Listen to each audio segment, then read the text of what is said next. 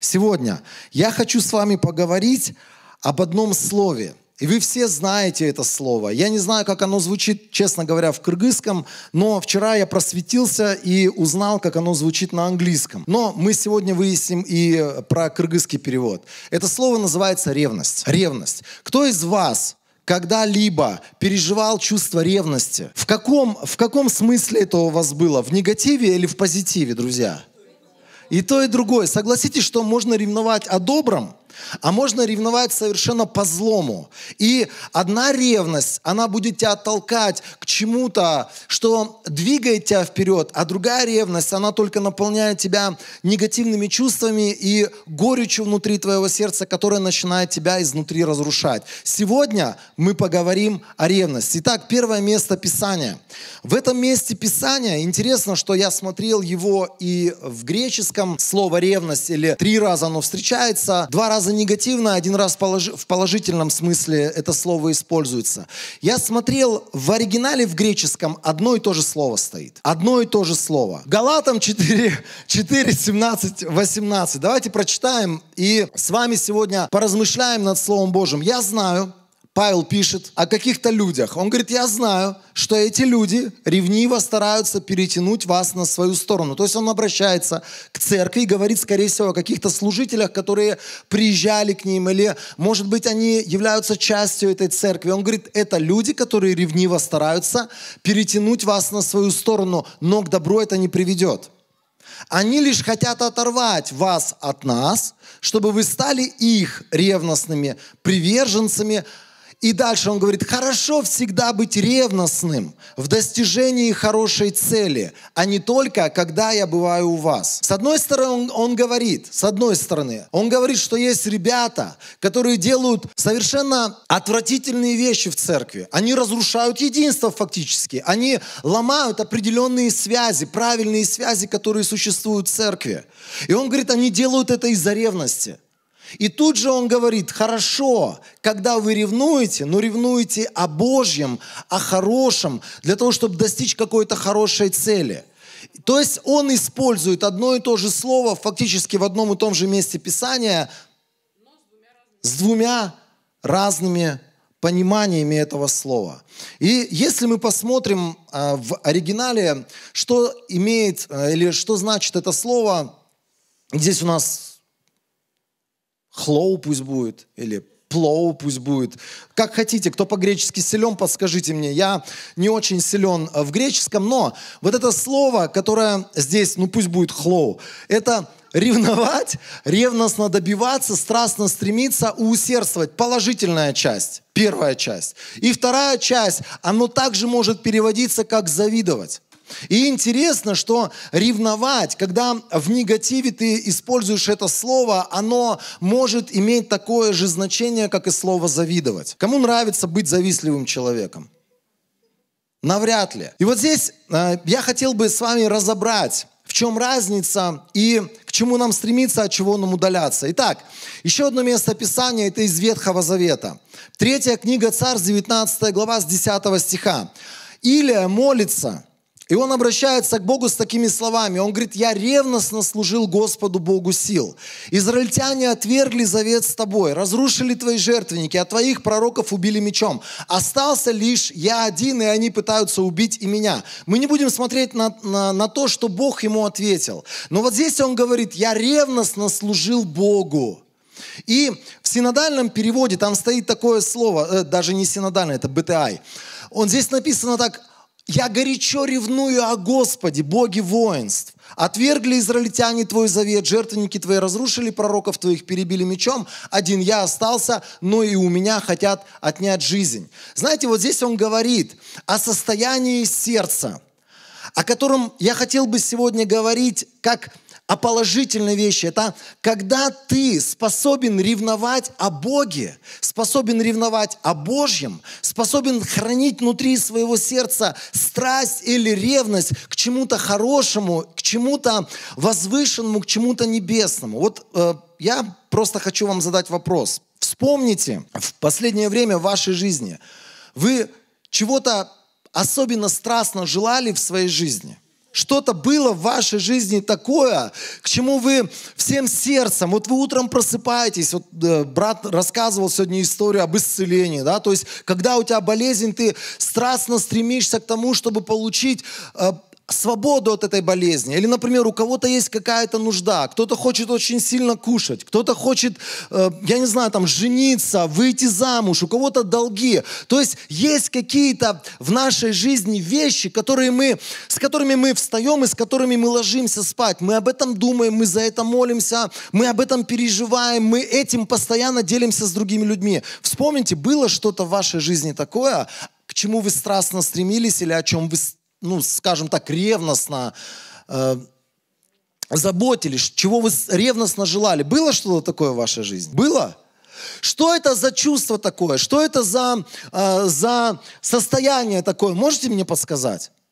Всепоглощающее, да, как человек один сказал. Ты об этом думаешь. Это не может быть перебито ни дождем, ни солнцем, ни какими-то сообщениями новостными. Это живет внутри тебя. Ты к этому страстно стремишься. Ты об этом думаешь. Ты этого так сильно хочешь, что все твое естество, оно захвачено этим желанием. И вот здесь пророк говорит: мое естество, моя сущность захвачена тем, чтобы познавать Бога, чтобы служить для Бога моего, чтобы сделать что-то, что дорого и ценно Богу моему. Знаете, как много христиан, которые много лет назад пришли к Богу, покаялись, и они не знали Христа, они не знали Бога, они не знали ничего, что связано со Словом Божьим, с церковью, с какими-то вещами небесными, и они были похожи вот на вот этих людей, которые захвачены Богом.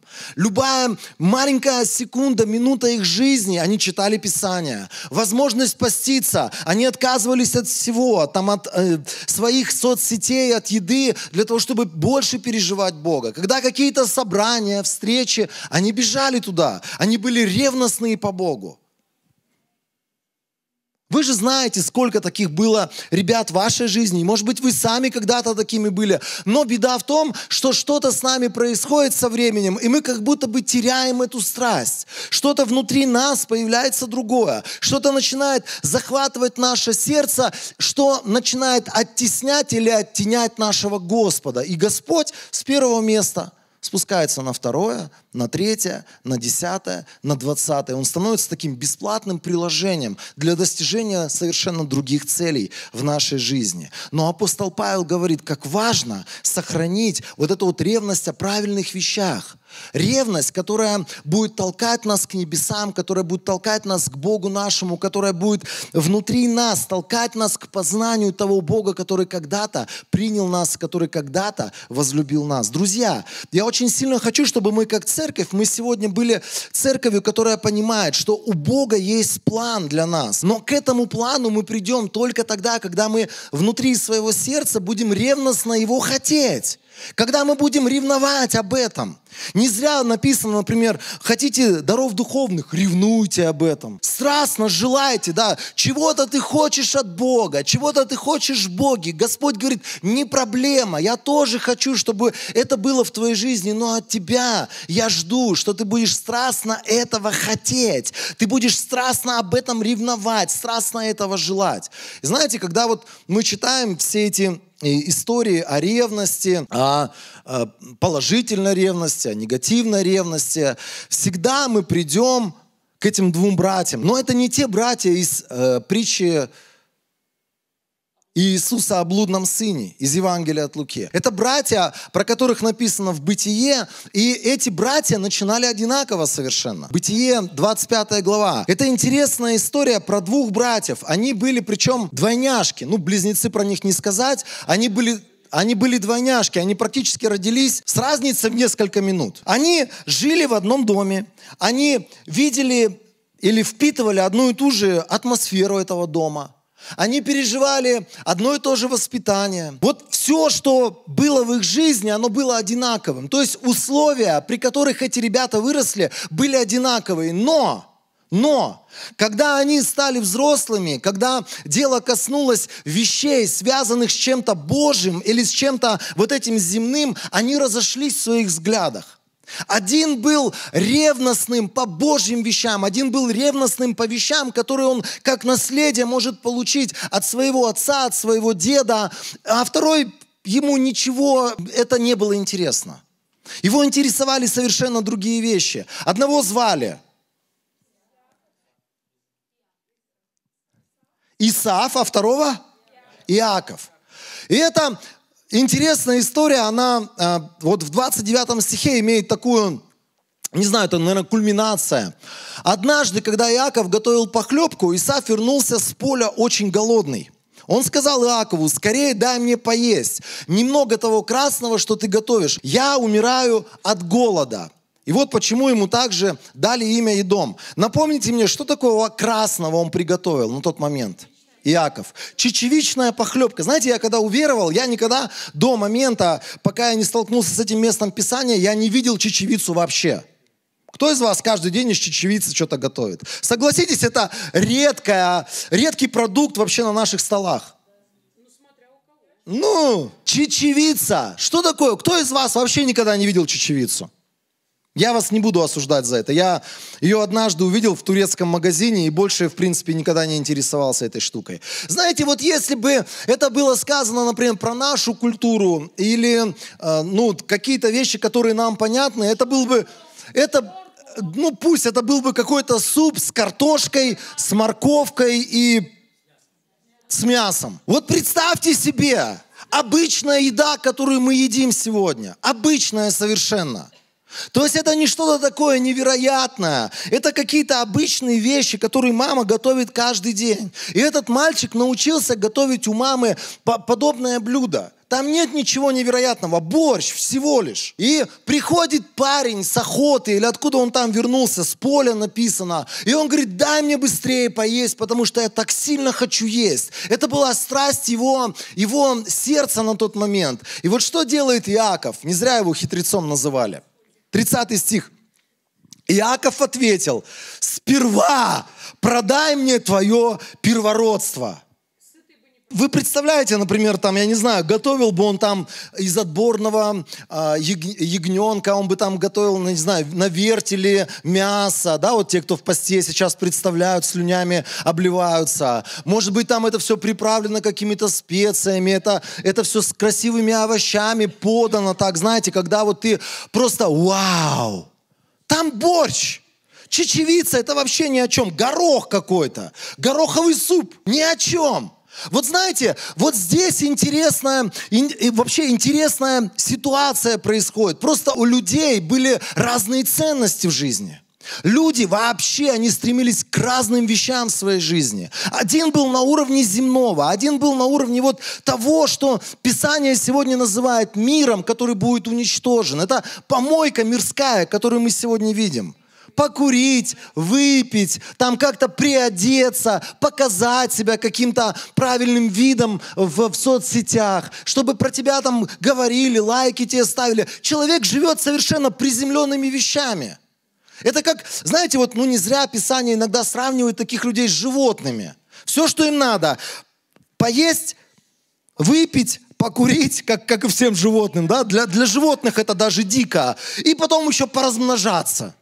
Это все, о чем эти люди думают. Они живут инстинктами. Второй человек понимает, у него отец крутой патриарх, у него дедушка крутой муж веры. И он хочет подражать этим людям, он хочет переживать их Бога. Он хочет встречаться с тем Богом, который когда-то благословил этих людей. Он живет небесными вещами. Вот эта помойка мирская его вообще не интересует. И он говорит: братан, ты будешь есть, ты будешь пить. Если хочешь, я тебе добавки насыплю. Если хочешь, я тебя вот с таким пузом отсюда отправлю. Я тебе вот этот весь котел скормлю. Единственная просьба: продай мне твое первородство. И там, знаете, интересно так написано. Он поклялся и так продал свое первородство Иакову. Просто так легко. Он отказался от того, что принадлежало ему. Божье, небесное, то, что было по наследству ему от его папы, от его дедушки, то, что пришло с небес, то самое переживание или откровение, или благословение, которое он мог бы получить как первородный сын. И знаете, что самое интересное? В послании Евреям написано, 12 глава, но если мы прочтем чуть-чуть раньше, в 11 главе Иаков младший сын, назван героем веры. Он назван человеком, которому нам необходимо сегодня подражать. Это человек, который стремился к Божьему. Это человек, который был готов все земное, вот это все, что из этой мирской помойки, он был готов оставить ради того, чтобы что-то Божье в его жизни было, потому что он ревновал о Боге своих предков. В 11 главе хорошие слова про Иакова, а в 12 главе не самые лучшие слова про его старшего сына Исава. Здесь написано так: смотрите, чтобы никто из вас не предавался распутству и не был таким далеким от Бога, как Исав. Вот только 11 глава. Папа Исава, дедушка Исава и даже братишка Исава, они описываются как герои веры. И тут же этот человек, про которого написано, его поставил, сам Бог его ставит на одну ступень с людьми, которые предаются распутству, хотя он не был распутником, распутным. Может быть. Про это не написано. Но про него сказано так, что он такой низкий человек, который за одну миску еды продал свои права старшего сына. Этот человек не был смышленым, в отличие от его братишки. И он ревновал совершенно о других вещах. И знаете, вот когда вы, если возьмете, откроете книгу «Бытие» и почитаете историю про Иакова и Исава, их взаимоотношений, мы видим, что когда Иаков получил все благословения, там отец его благословил в конечном итоге, Иаков убежал из того места, где жил Исав. По одной простой причине, что в сердце Исава завелась вот эта вот вторая сторона слова «ревновать», слово «зависть». Вот это вот вторая сторона, которая именно в зависти проявлялась. И Иаков, видя что-то в его сердце, он сказал: да ну его, буду держаться от него подальше. И он фактически сбежал от того места, где жил его старший брат. Потому что в сердце старшего брата поселилась плохая вещь, которая называется зависть. Которая разрушительная по сути по своей. Которая ничего общего с Богом не имеет. Но это как вторая сторона медали слова ревность. Хорошо, когда мы ревнуем сегодня о Боге. Хорошо, когда мы ревностны по вещам, связанными с Царством Божьим. Хорошо, когда мы ревнуем сегодня о свете, о чистоте, о чем-то Божьем, небесном. И знаете, страшно, когда мы теряем эту ревность, нас обязательно будет наполнять другая сторона этого слова. Или другое проявление этого слова, которое может больше проявляться в зависти к тем, кто сегодня вместе с Богом что-то достигает, к тем, кто сегодня вместе с Богом имеет какое-то благословение. Сколько я слышал разных слов именно от тех людей, которые когда-то были ревностными, потом они потеряли эту ревность в Боге, и потом проходит какое-то время, они начинают говорить: ой, что там эти ваши служители? Он футболки меняет, то он в Levi's, то он в Lacoste, то он в таком, то он в сяком, то он на такой машине, то он на сякой машине. Постоянно эти разговоры о людях, которые сегодня служат, которые сегодня любят, которые сегодня ревнуют. Знаете, я, честно говоря, очень сильно боялся, я как-то раз делился с вами, я очень сильно боялся хейта в интернете, поэтому я думаю, пусть ютубом занимаются вот эти вот безбашенные ребята, которые ничего не боятся. Или в крайнем случае, вот если мы вдруг откроем YouTube-канал, мы комменты все заблокируем, мы не дадим никому ничего говорить. Потом думаю, да ладно, что-то внутри произошло, как будто бы какая-то свобода пришла. Думаю, да ладно, пусть пишут все, что хотят. Можете писать все, что хотите. Знаете, и есть куча людей странных, которых, я во всяком случае их не знаю. Я читаю их ники, думаю, что там за Кирилл такой? И этот Кирилл вот недавно совсем такой коммент пишет. Я прочитал этот комментарий, мне так смешно стало. Он там пишет всякие небылицы про меня, что там я человек тьмы, что там я там отступник. Причем отступник с большой буквы пишет, как имя собственное. Вот что, сатана с большой буквы, Бог с большой буквы и отступник вот с такой большой буквы. Я думаю, видимо, грамотный человек понимает что-то в русском языке больше, чем я. И знаете, он пишет всякую гадость, пишет всякие пакости. А я могу вам сказать, чаще всего это люди, которые когда-то ревновали о Боге, которые когда-то стремились к Богу, которые, может быть, когда-то хотели на Ютубе оказаться, проповедуя Евангелие, а тут вдруг с ними что-то случилось. Да. Делать нечего. Это самое последнее вообще, о чем надо мечтать, друзья, поверьте мне. Занимайтесь своим делом. Но ты понимаешь, что этот человек, скорее всего, когда-то был в церкви, когда-то любил, когда-то ревновал, но что-то пошло не так. И сегодня этот человек, он тебе высказывает какие-то слова, ты смотришь на него, думаешь, братан, нашел чему завидовать.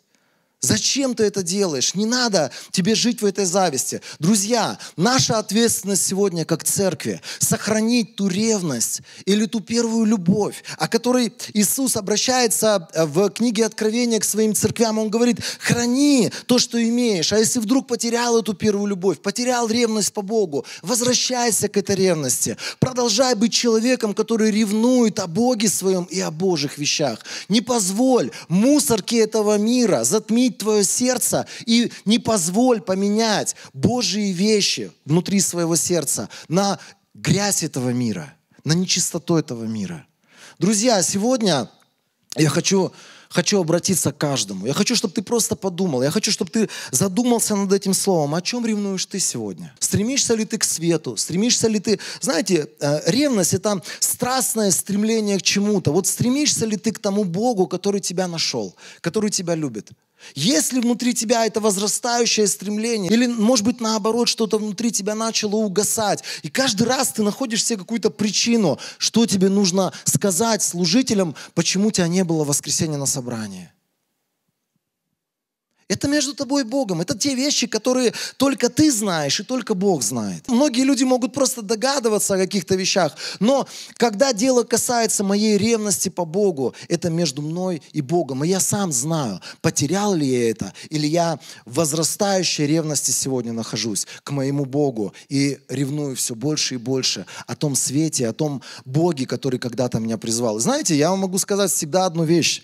И это правда. Когда человек ревнует о Боге, пройдут годы, и сначала многие люди будут смеяться над ним и говорить, нашел на что поменять, на какое-то первородство непонятное. Лучше бы жрал свою чечевицу, был бы достойным, сильным человеком. Но этот человек, Иаков, он понимал, что даст ему это первородство. Он понимал, что вместе с первородством придет Божие благоволение, которое было на Исааке, которое было на Аврааме. И он понимал, что, может быть, не все сразу получится. И на самом деле у него не все сразу получалось. Он пошел к своему дядьке Лавану, который его раз надурил, второй раз пытался надурить. Но он был у него практически 30 лет. У этого мужчины. И сначала в первые годы не было понятно, что над ним Божие благоволение. Наоборот, в первые 10 лет над ним можно было бы ржать. Чувак работал 10 лет, а ему не ту женщину подсунули.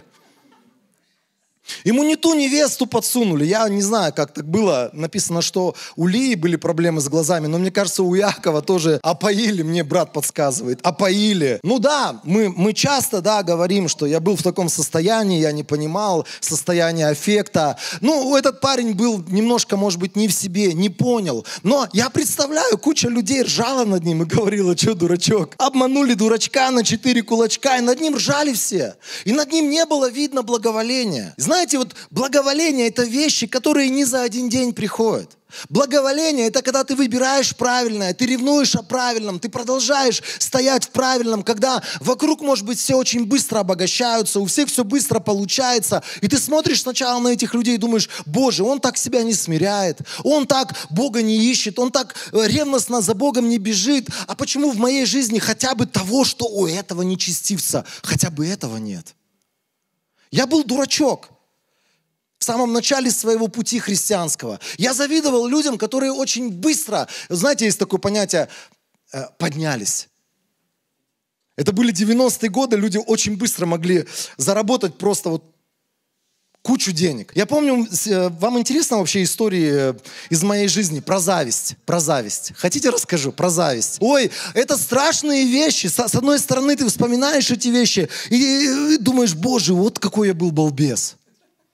Потому что я до конца не знал Слова Божьего. Однажды мне мой отец говорит, даже не мне, я слышал, как он свидетельствовал, и он говорит, у меня долгое время был остеомиелит. Остеомиелит – это когда у него кость вот здесь, в ноге, она изнутри гнила. И 11 лет он страдал остеомиелитом. То есть его кость изнутри гнила. И каждый год врачи долбили ему эту кость, вырезали или вытаскивали оттуда этот гной, вкладывали туда лекарства, зашивали снова. И это продолжалось каждый каждый год. Когда он стал верующим, он получил исцеление, но он однажды сказал такие слова из притчи 14 главы 30 стиха. Он говорит: я читал слово, и я понял, почему у меня было стемилит. Потому что вся моя жизнь была одна сплошная зависть.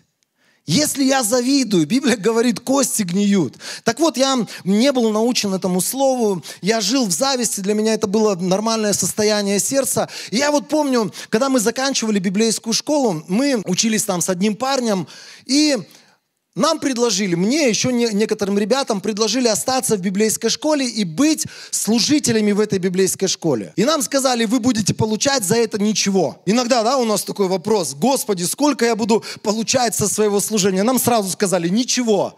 0. Но мы вас будем кормить, мы вас поселим, вы будете жить в общаге вместе с учениками библейской школы. И я там ревновал о Господе, я хотел очень сильно служить Богу, я ничего получал. Одну библейскую школу, потом вторая библейская школа, я ничего получал с этого.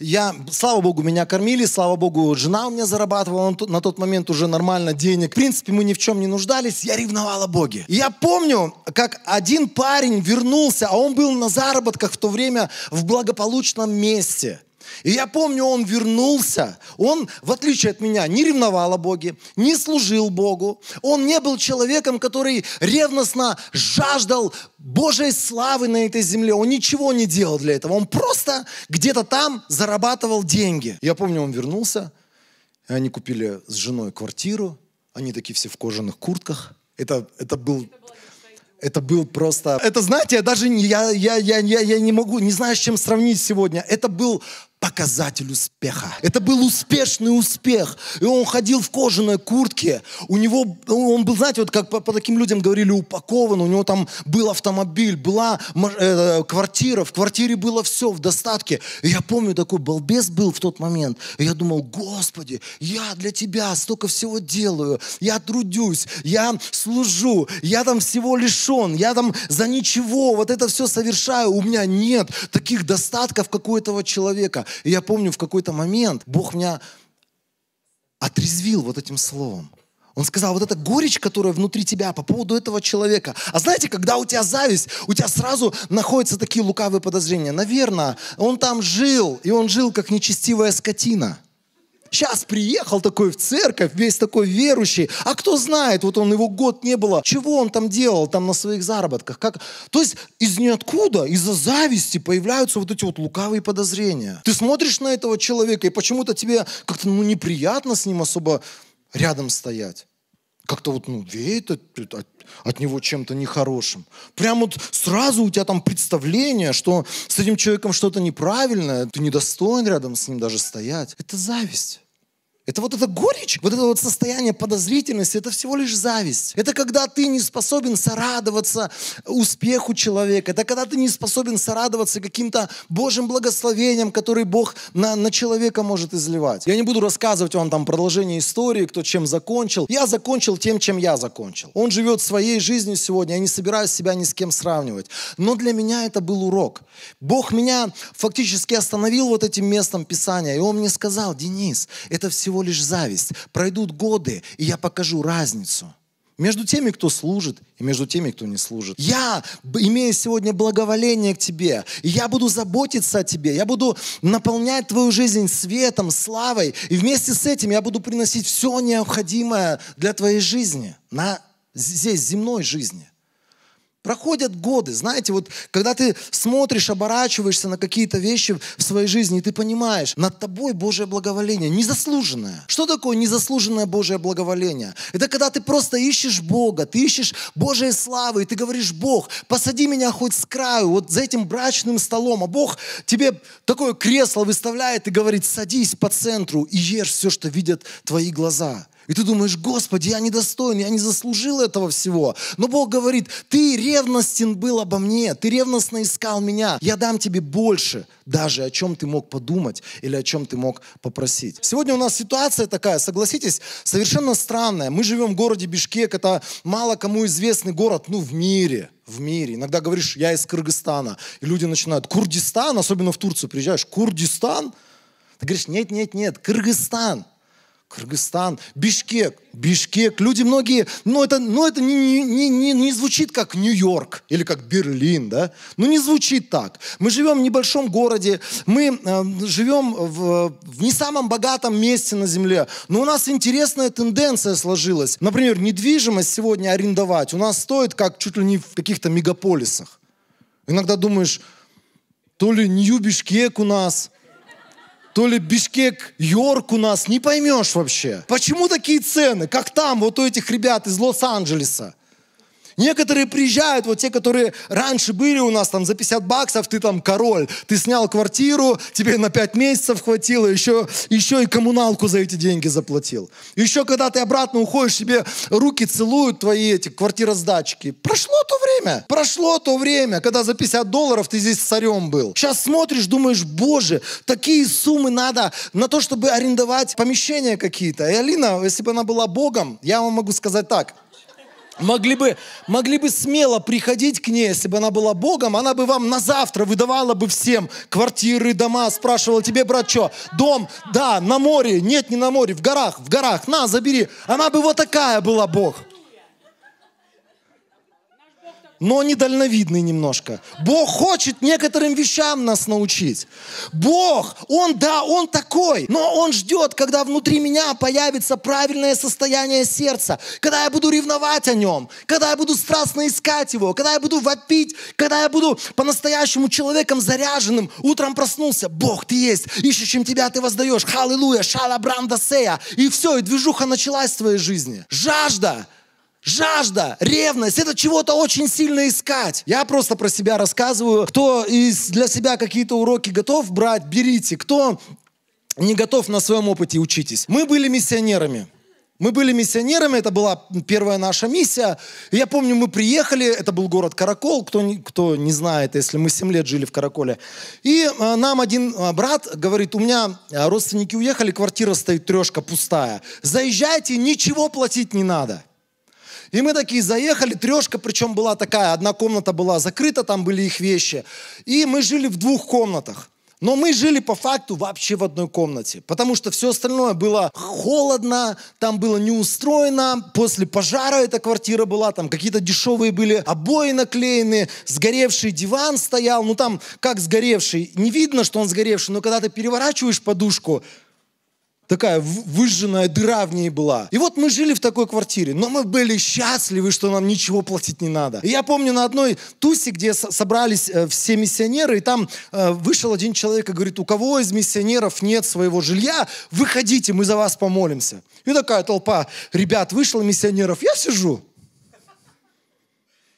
И на меня смотрят, говорят, ты что, Денис, у вас что, свое жилье, что ли, в Караколе есть? Я такой, нету. А внутри я смирился с тем, что у нас есть бесплатное жилье, и нас оттуда никто не гонит.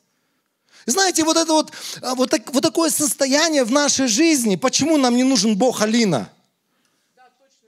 Потому что Бог небесный, на небесах, который живет, Он ждет, когда мы будем о чем-то добром ревновать. Если бы это был Бог Алина, вот я ничего не хочу, Он бы мне давал бы. Я бы говорил, ой, не знаю, зачем мне это надо, ой, не понимаю, почему у меня 3 квартиры, ой, не понимаю, почему у меня столько всего ненужного для меня, не знаю, кому это все раздать, отдать, избавиться.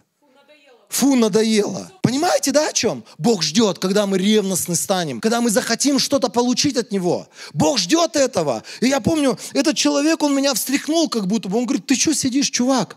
Ну, чувак, я от себя добавляю. Я бы вообще сказал, дурак. Ну, нельзя так к братьям относиться. Но я был как дурачок. Я жил на съемной квартире. Из-за того, что мне ничего платить не надо было, я был счастлив такой.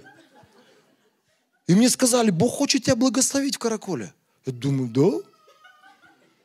И так вроде благословил. И потом, я помню, приехал в эту квартиру, и в какой-то момент, видимо, по молитве произошло. Что-то мне все стало противно в этой квартире. Что постоянно холодно везде, отопления нет. Горячая вода, знаете, такая коричневая бежит. Каракольские не дадут соврать. Было время, когда оттуда палки сыпались. Правда, вот такие какие-то водоросли, не понимаешь, так на руку подставляешь, там и животные какие-то плавают, и что-то там происходит. И ты живешь в это, сикараги, да, Алина их называет. Сикараги, они плавали у тебя в ванной. Горячая вода была только, Тань, 3 месяца в году. Потом ее вообще не было. Иногда холодной вообще не было этой воды. И ты вот живешь в таких условиях непонятных. И ты с этим согласен. И ты вот просто смирился с тем, что,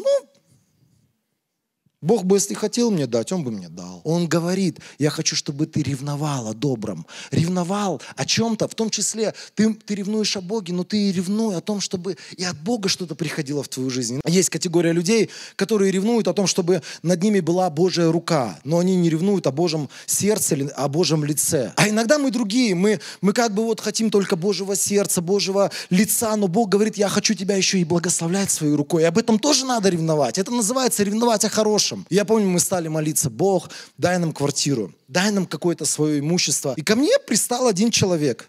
Он приходил ко мне, вот буквально, вот не поверите. И он говорил, купи радио. Он мне напоминал человека, вот которому говорят там, есть такие ребята, которые приходят с кирпичом, купи кирпич. Я ему говорю, да зачем мне твое радио? Он говорит, вы проповедники, вы будете проповедовать на радио. Я говорю, да это не наша цель, у нас нет таких планов вообще. И он мне говорит, ты должен купить радио, вам нужно радио. Я говорю, брат, не нужно, знаете, вот как от него, как это, назойливой мухи. И он мне тогда, помню, сказал, а еще у этого радио есть квартира в залоге у банка. И я такой, в смысле есть квартира? Он говорит, там есть квартира, правда она в залоге сейчас у банка, надо банку немножко денежек выплатить, но если ты у меня купишь радио, ты уже сегодня можешь заехать в эту квартиру. Знаете, вот когда ты начинаешь о чем-то ревновать, Бог начинает двери приоткрывать. Сначала маленькую щелку, Он говорит, смотри, что есть, засунь свой нос туда, засунь один глаз хотя бы, засунь руку туда и стань человеком, который этой рукой выламывает дверь. И я сказал, вау, куплю радио. Я не помню, за $100, мне кажется, мы радио купили. Но вместе с этим к нам отошли права на квартиру, которая была в залоге у банка, но мы уже могли в нее заехать жить.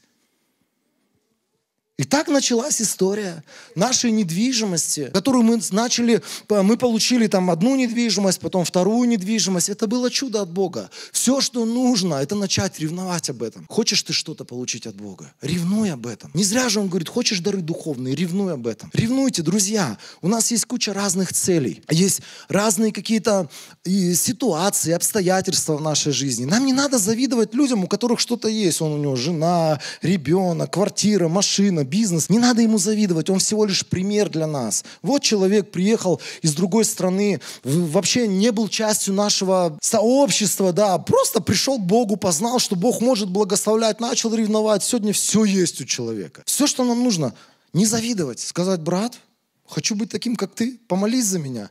Возложи на меня руки. Я тебе не завидую, я тебе сорадуюсь. Но очень сильно хочу секрет успешного успеха получить. Что нужно делать? Как нужно делать? Первое, что Стас тебе скажет, надо искать Бога, на все служения ходить, на всех домашках быть, по утрам вставать, как все корейцы, в 5 утра и молиться 2 часа. Все у тебя получится, брат. Но все начинается с того, что ты начинаешь ревновать о добром. Итак, ревность. Вторая часть или вторая сторона этого слова – это зависть. Зависть не про нас. Нам не интересна зависть, потому что в послании Иакова написано, что там, где зависть, Библия говорит, где зависть и сварливость, там неустройство и все худое. Но в новом русском переводе написано, где людьми руководят зависть и честолюбие, там беспорядок и всякого рода зло. Где эта зависть поселяется, будет беспорядок, будет разрушенное отношение, будут разного рода злые вещи происходить. Но нам это не надо. Это не наш путь. Мы хотим ревновать о Боге, о Божьем, о Его планах, о Его путях, о Его воле. Это самое главное, что мы можем делать сегодня. Друзья, мы говорили не один раз о том, что у нас есть 4 направления в нашей жизни. Кем я буду служить? Ревнуй о том, чтобы тебе служить для Бога. Ревнуй о том, чтобы тебе стать служителем Божьим. Второе, мы говорили, где я буду жить. Ревнуй о том, чтобы от Бога тебе получить слово и понимание, какое твое место. Если ты понимаешь, здесь Бишкек, то будь человеком, который здесь созидает свою жизнь, развивай свою жизнь, занимайся бизнесом, строй отношения, развивай церковь. Не живи, как некоторые люди, которые думают, я когда-нибудь уеду. И он туда еще не уехал, но он уже здесь. Ничего не делает, он оторвался отсюда. И этот человек между небом и землей повис. Реши для себя, если ты хочешь жить в другой стране, собирай шмутки завтра и уезжай. Потому что если ты знаешь, что тебе надо жить там, а ты живешь здесь, ты и там не живешь, и здесь не живешь, и жизнь свою прожигаешь. Собрал манатки, все, я поехал в Казахстан, Караганда, мой город, все, in the name of Jesus, все, мы тебя благословим прямо завтра, до свидания. С кем будешь жить? Знаешь, вот, хочу снова расстроить кого-то. Может быть, так случится, что ты как апостол Павел, великий человек, ты будешь жить один всю свою жизнь. Аллилуйя! Тут должно быть восклицание. Аллилуйя! Я всю жизнь хотел быть как апостол Павел. Некоторые женщины, иногда смотришь на них, думаешь, не делай этого. Прямо там молишься, по плечу стучишь, пожалуйста, сестра, не делай. Потому что женщины иногда, когда они влюбились в кого-то, они думать перестают.